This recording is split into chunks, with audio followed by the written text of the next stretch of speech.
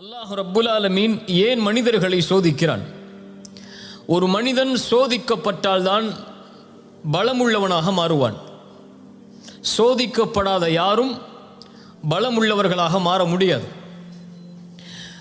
இந்த உலகத்திலே கிடைக்கக்கூடிய விலையுயர்ந்த உலோகங்களாக எதுவாக இருக்கலாம், அவற்றை உருவாக்குவதற்கு பல சிரமங்கள் தேவை.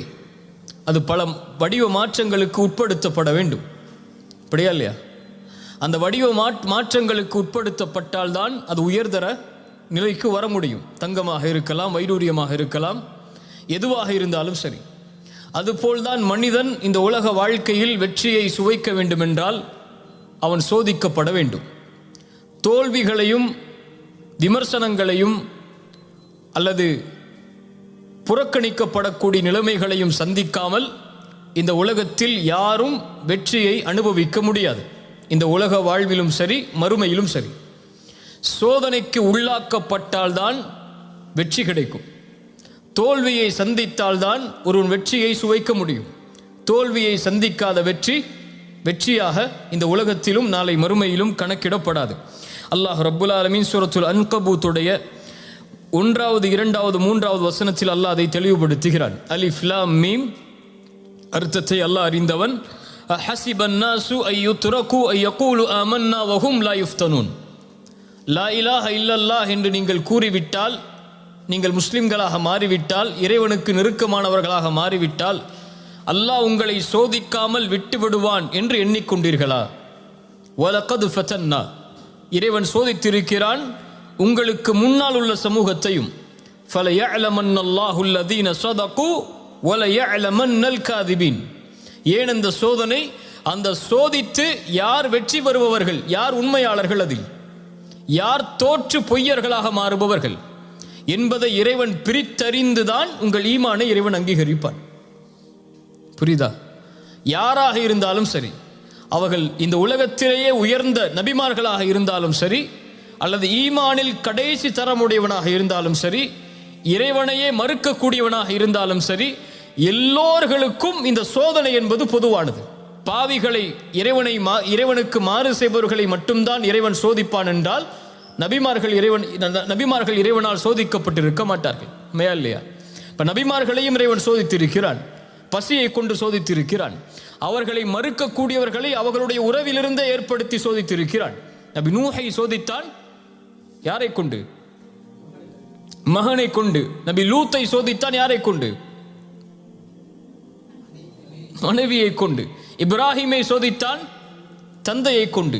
அல்லாஹுடைய ரசூலை சோதித்தான், அவர்கள் விரும்பியவர்களுக்கு ஹிதாயத்தை வழங்காமல். அல்லாஹ் ரப்புல் ஆலமீன் பாவிகளை மட்டும்தான் சோதிப்பான் என்று கிடையாது. அல்லதி ஹலகல் மௌத வல் ஹயாத, சூரத்துல் முல்க் 2வது வசனம். அல்லாஹ் சொல்கிறான், அல்லதி ஹலகல் மௌத வல் ஹயாத லியப்லுவக்கும் அய்யுக்கும் அஹ்ஸனு அமலா. வாழ்வையும் மரணத்தையும் இறைவன் ஏற்படுத்தியதன் நோக்கமே சோதனைக்காகத்தான். இப்ப சோதனை என்பது இந்த உலகத்திலே பொதுவானது. ஆனால் மனிதர்களை பொறுத்தவரை இழப்புகளை மட்டும்தான் சோதனையாக மனிதர்கள் கருதுவார்களே தவிர பெறுவதை சோதனையாக கருத மாட்டார்கள். செல்வம் கிடைப்பதை யாரும் சோதனையாக கருதுவதில்லை. செல்வம் எடுக்கப்பட்டால் தான் இறைவன் சோதிக்கின்றானா என்ற கேள்வி வருகிறது. சுகமாக வாழும்போது இறைவன் சோதிக்கிறானா என்ற கேள்வி யாருக்கும் வருவதில்லை. நோய் ஏற்பட்டால் தான் இறைவன் சோதிக்கிறானா என்ற கேள்வி வருகிறது. வியாபாரத்தில் லாபம் கிடைத்தால் இறைவன் சோதிக்கிறானா என்ற கேள்வி வருவதில்லை. வியாபாரத்தில் நஷ்டமடைந்து ஏமாற்றப்பட்டால் அவன் நினைக்கிறான் இறைவன் என்னை சோதிக்கிறான் என்று. அல்லாஹுடைய பார்வையில் எல்லாம் சோதனை தான். மனிதனை பொறுத்தவரை இழப்புகள் மட்டும்தான் சோதனை. அப்படி மனிதனாக இருந்து இழப்புகளை மட்டும் நீ சோதனையாக கருதினால் வபஷ்ஷிரி சாபிரின், பொறுமையாளர்களுக்கு நற்செய்தி உண்டு. பொறுமையாளர்கள் என்றால் யார்? யார்? சோதனை வந்துருச்சுன்னு கதவை பூட்டிக்கிட்டு வீட்டில் உட்கார்றவங்க பொறுமையாளர்களா? அல்லாஹ் கொடுத்ததில் பொறுமையை கடைபிடிப்பவர்கள், அல்லாஹ் சோதித்ததில் பொறுமையோடு முயற்சி செய்பவர்கள், அல்லாஹ் சோதித்ததில் அந்த சோதனையிலிருந்து வெளியேறுவதற்கு அல்லாஹ் கொடுக்கக்கூடியவற்றை சகித்து கொண்டு முன்னேறுபவர்கள், இவர்களால் தான் வெற்றியை சுவைக்க முடியும் என்று இந்த குர்ஆனுடைய வசனம் சொல்லுகிறது. இந்த உலகத்திலே மனிதன் துவளக்கூடிய முக்கியமான சூழல் செல்வம் எடுக்கப்படும் போது, செல்வம் அவனிடமிருந்து குறைக்கப்படும் போதோ அல்லது முழுவதுமாக எடுக்கப்படும் போதோ, அல்லது உறவுகள் அவனை விட்டு பிரியும் நேரத்தில், அல்லது அவன் நினைத்த உறவு அவனுக்கு அமையாத நேரத்தில். அவன் நினைத்த உறவு என்றால் அவன் திருமணம் செய்ய நினைத்த உறவு அவனுக்கு அமையாத நேரத்தில். இந்த உலகத்துடைய சோதனை, உலகத்துடைய கவலை என்று பார்த்தால், ஒன்று செல்வமில்லாத கவலை, இன்னொன்று அவன் நினைத்த வாழ்வு அமையாத கவலை. இப்படி இந்த உலகத்திலே கவலைக்குரிய காரணங்கள் என்று ஏராளமாக எடுத்துக்கொண்டே போகலாம். அல்லாஹுடைய மார்க்கம் இதில் நமக்கு தரக்கூடிய விளக்கு என்ன? ரசூலுல்லாஹி ஸல்லல்லாஹு அலைஹி வஸல்லம் சொன்னார்கள், ஃபைன் அஸாபக ஷைஉன், உனக்கு ஏதாவது ஒரு சோதனை ஏற்பட்டால், ஃபலா தகுல் லவ் அன்னி ஃபஅல்து கதா வ கதா, நான் அப்படி செய்திருந்தால் நடந்திருக்காது, நான் இப்படி செய்திருந்தால் நடந்திருக்காது என்று சொல்லாது.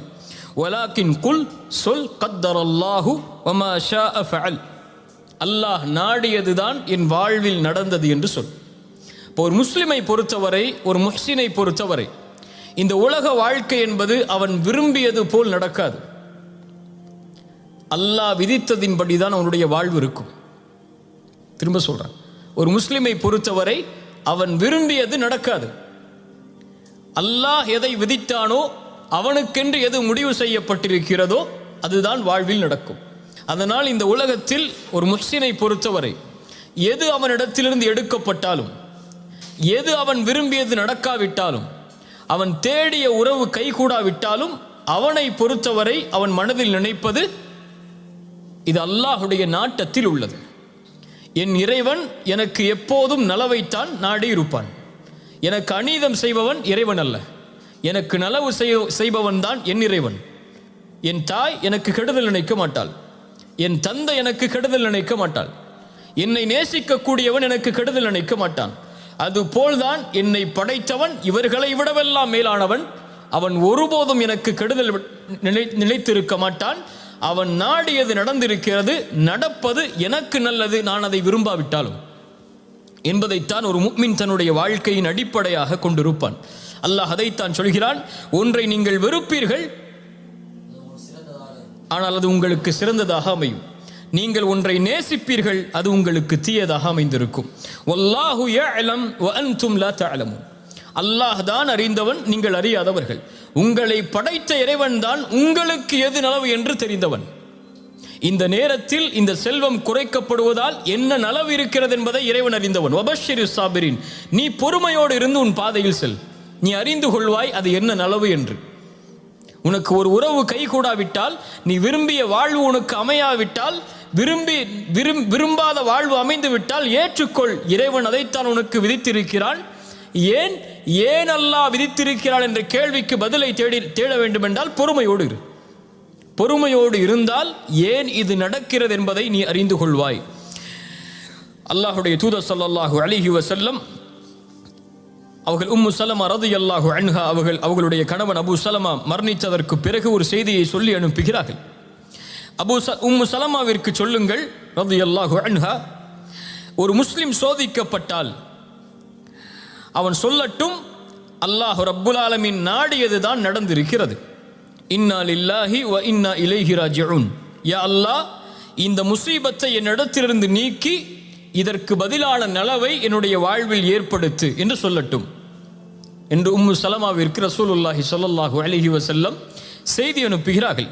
அவருடைய கணவனுடைய மரணத்திற்காக ஒரு உறவை பிரிகிறார்கள்.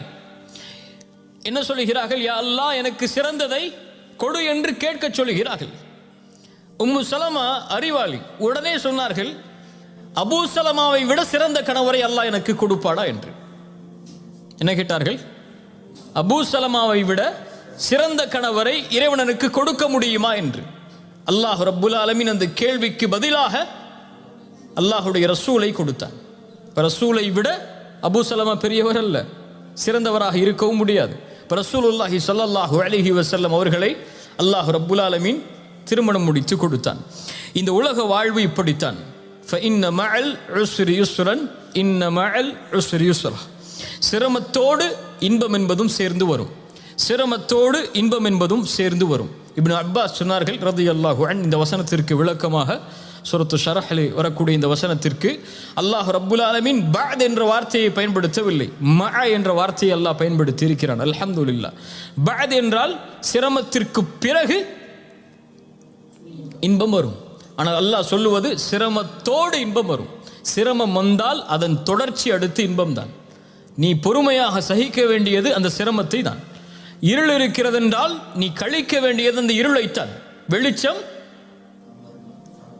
மறுநாள் காலையில் இருக்கிறது. நீ கவலையில் இருளாகிவிட்டது என்று நினைத்தால் வெளிச்சத்தை பார்க்க முடியாது.